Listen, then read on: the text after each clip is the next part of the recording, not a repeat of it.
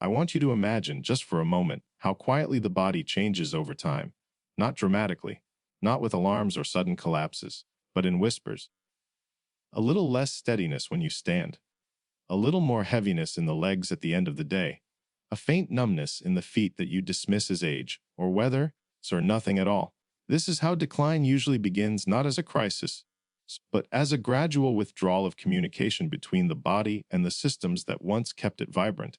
For more than 4 decades, I have watched this process unfold from two vantage points: the operating room and the research lab. In surgery, you see the end results. What happens when years of subtle physiological changes finally demand attention? In research, you see the beginning, the first shifts in blood flow, nerve signaling, muscle responsiveness, and cellular energy production that quietly reshape how a person moves through the world. And if there is one truth that has followed me throughout my career, it is this: loss of mobility is rarely about weakness alone. It is about circulation, coordination, and the fading dialogue between muscles and the nervous system. As we pass 60, the body does not become incapable. It becomes selective. It demands clearer signals, stronger reasons, more intentional movement. Many people believe that walking is enough, that simply staying active will preserve leg health. Walking is valuable, yes, but it is incomplete. It engages surface muscles and familiar pathways, while deeper vascular channels and stabilizing muscles remain understimulated. Over time, this creates an imbalance, not one you can see easily, but one you can feel. Heaviness replaces lightness. Confidence in movement gives way to caution. In clinical practice, I have met countless individuals who describe the same progression. It starts with cold feet, swelling around the ankles, cramps at night, or a sensation that the legs are not quite responding the way they used to. Often, these individuals are told their circulation is acceptable for their age, as though age itself were a diagnosis. But the body does not age in generalities. It ages in systems. And the vascular system, especially in the lower extremities, is one of the first to reflect how well, or how poorly, we are adapting to the passage of time. In our research lab, we began asking a question that seems simple but carries profound implications. What kind of movement actually restores communication in aging legs? Not just strength, but blood flow. Not just endurance, but responsiveness. Not just muscle size, but function. We placed sensors on legs, measured oxygen saturation, tracked blood velocity, and observed how different movements affected deep circulation. What we found surprised even those of us who had spent decades studying physiology. The most effective movements were not the most strenuous. They were the most precise. Movements that combined controlled muscle contraction with sustained tension and rhythmic release created measurable improvements in blood flow within minutes. Swelling reduced not over months, but days. Balance improved not because muscles grew larger, but because nerves began firing with clarity again. The legs were not being forced to perform. They were being reminded how. This distinction matters deeply after 60. Muscle tissue does not rebuild itself simply because it is stressed. It rebuilds because it receives adequate oxygen, nutrients, and neural input during and after movement. Without circulation, effort becomes strain. Without neural coordination, strength becomes unstable. And without both, the body begins to protect itself by limiting motion. One of the most revealing insights came when we studied the calf muscles. These muscles are often underestimated, treated as secondary or cosmetic. But physiologically, they are central. The calf muscles act as a peripheral pump, assisting the heart in moving blood upward against gravity. Each contraction compresses veins, propelling blood toward the core. When this mechanism weakens, blood pools, pressure builds. The smallest vessels close first. Nerves receive less oxygen. Sensation dulls. Simple movements that repeatedly and deliberately activate this pump can change everything. Standing heel raises, when performed slowly and with intention, create a pressure differential that enhances venous return. But the key is not repetition alone. It is time under tension. Holding the peak contraction teaches the vascular system to respond again. It trains the valves within the veins to function more efficiently. Over time, it encourages the growth of new capillaries, expanding the network through which blood can flow.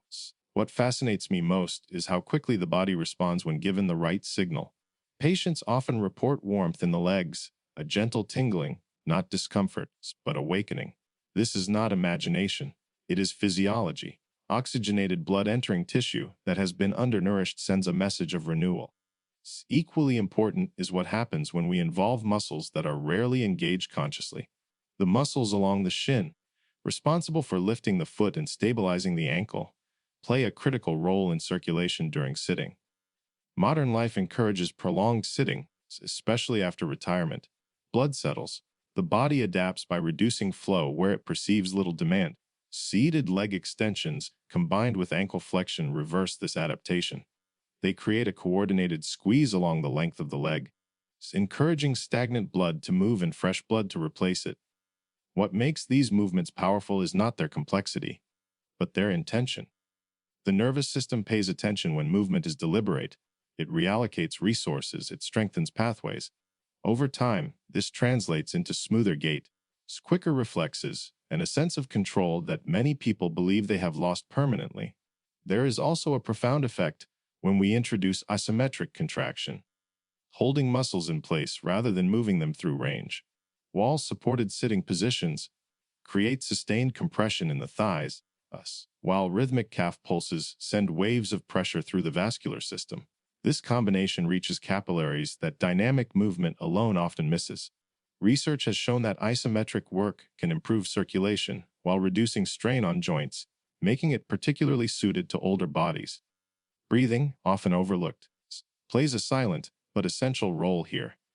Deep, steady breathing enhances oxygen delivery and supports the rhythmic movement of blood back toward the heart. When movement and breath are synchronized, the body enters a state of efficiency. Effort decreases. Benefit increases. Perhaps one of the most misunderstood aspects of circulation is gravity. We spend much of our lives upright, fighting it. Lying down with the legs elevated changes the equation entirely. Supine leg cycling removes the gravitational barrier, allowing blood to flow with ease while muscles create gentle propulsion. When resistance is added through conscious tension, the effect multiplies. Blood vessels respond by dilating. Nitric oxide is released. Tissue that once felt heavy begins to feel light. Many people describe this sensation as relief, but it is more than that. It is the nervous system recognizing safety. When circulation improves, the body relaxes its protective stiffness. Movement becomes fluid again. And then there is the movement that often challenges assumptions the most: walking backward. At first glance, it seems unconventional, even unnecessary. But from a neurological perspective, it is brilliant. Backward walking activates muscle groups in reverse sequence, forcing the brain to engage more fully. Balance systems awaken. Proprioceptive feedback sharpens. Muscles contract in unfamiliar patterns, creating new pressure gradients in blood vessels. When backward walking is paired with forward folding movements that briefly allow gravity to assist blood flow into the legs, the effect is striking. Blood that has been mobilized by muscle contraction is redistributed. Oxygen delivery improves. Nerves receive nourishment. People often report not just physical changes, but mental clarity. This is not coincidence. The brain and the vascular system are deeply intertwined. What emerges from all of this is a broader understanding of health after 60. It is not about resisting age. It is about cooperating with physiology. The body still knows how to heal. It simply requires signals that align with its current state. Consistency matters more than intensity. Precision matters more than duration. Compassion toward one's own body matters more than ambition. When movements are repeated daily, even briefly, the cumulative effect is profound. Capillaries multiply, muscles regain tone, balance improves, confidence returns. I have seen individuals who once feared walking outside regain the freedom to move without hesitation. I have seen swelling diminish, cramps disappear, and restless legs quiet themselves. These changes do not come from punishment or exhaustion. They come from understanding. The human body is not a machine that wears out. It is a living system that adapts to the messages it receives. After 60, it listens closely. When we move with intention, when we respect circulation as the foundation of strength, and when we engage both muscle and mind, we are not fighting time. We are participating in the ongoing dialogue of life. And perhaps that is the most important lesson of all. Aging is not the loss of possibility. It is the invitation to move with wisdom, to choose movements that nourish rather than deplete, and to recognize that even now, the body is capable of remarkable renewal when we speak its language. As we come to the end of this time together, I want you to remember that nothing you've heard today is about pushing your body harder or demanding that it behave the way it did decades ago. It's about listening more carefully. The body, even after 60, is still communicating constantly through sensation, through ease or resistance, through the quiet feedback that follows intentional movement.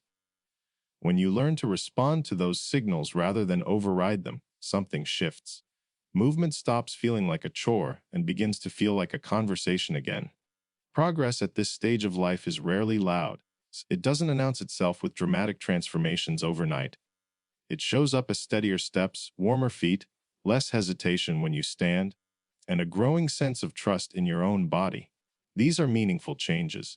They are signs that circulation is improving, that muscles are receiving what they need, and that the nervous system is once again confident enough to allow freedom of movement.